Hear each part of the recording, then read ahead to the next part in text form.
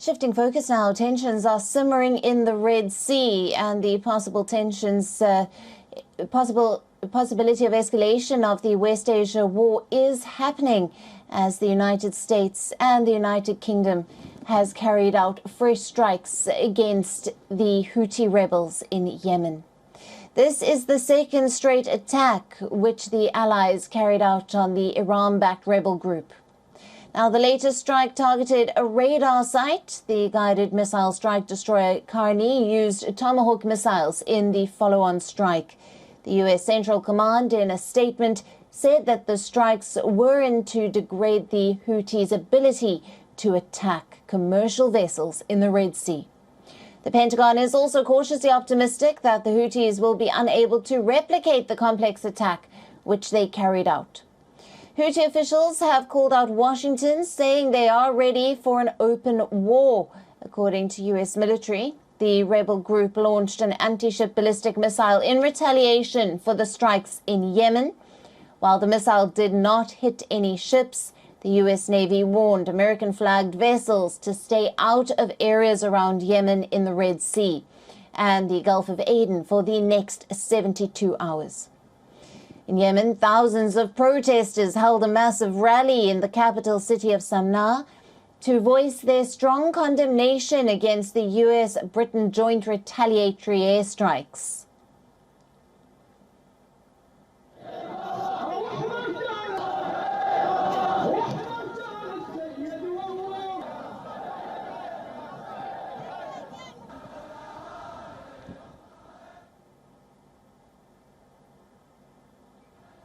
During the rally, a Houthi senior leader delivered a speech and accused the U.S. of attempting to militarize the Red Sea and threatening its security. The coalition formed by the US and Britain is not protecting the safety of maritime routes. It is us who protect the safety of the Red Sea. What the United States is trying to do is to set the Red Sea ablaze, militarize the region, and threaten its security. Protests also erupted in Tehran, where masses of people gathered outside the British embassy to condemn the US-British strikes. Iranian students and residents chanted slogans in support of Palestinians in Gaza.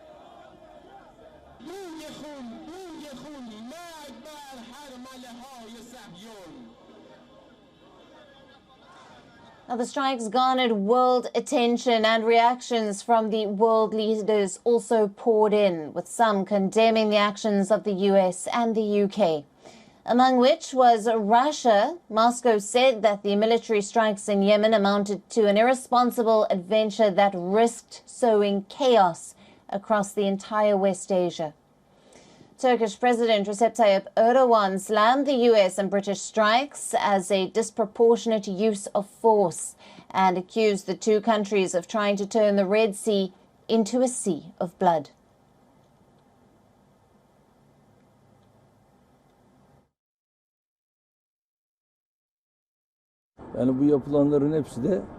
All that has been done is a disproportionate use of force. America is now carrying out this disproportionate use of force in the same way Israel has with Palestinians. Iran is looking at how it can protect itself against all this. England has always taken steps with America throughout this process and continues to do so. At the moment, they are in an effort to turn the Red Sea into a sea of blood.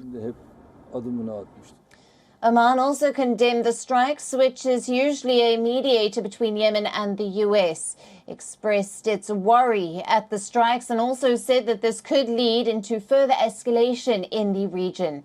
Now, on the one side, Europe seems to be divided on the issues of the strikes, as Italy, Spain and France said that they won't be taking part in the strikes and will not be signing a statement put out by 10 countries justifying the attacks.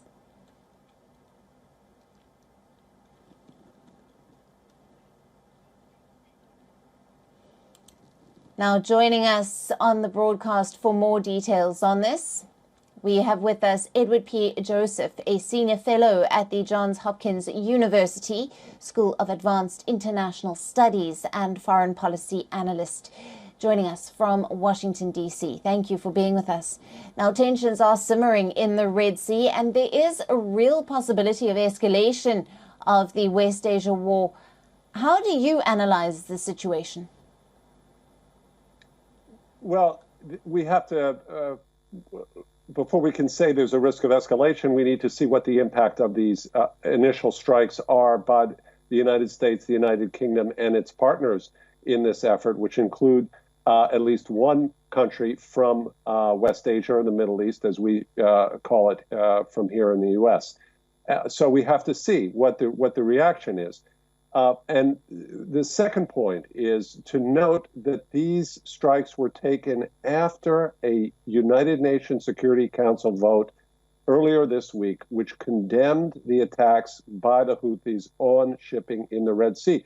So we see some of these reactions that were noted in your report, for example, from Russia, but Russia allowed that Security Council resolution to go through, which condemned the impact on shipping in the Red Sea done by these attacks by the Houthis. And we should note as well that the U.S., the United Kingdom, and its other partners there in the Middle East did not immediately react to the seizure of a vessel in the Red Sea by the Houthis and to other attacks. They did immediate tactical hits against drones that were incoming, but there were no strikes like these in Yemen itself. Please. Right. The Houthi officials have called out Washington and they have said that they are ready for an open war. What do you make of this statement, and what could this look like?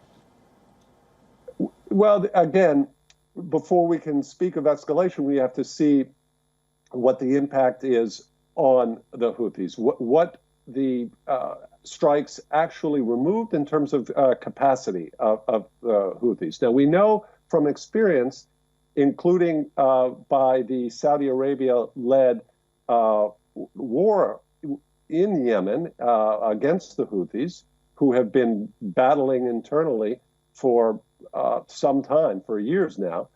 We know that the Houthis are resilient against airstrikes, because we know that because the Saudi-led coalition in Yemen had used air power to an extensive degree, and yet the Houthis were able to withstand that.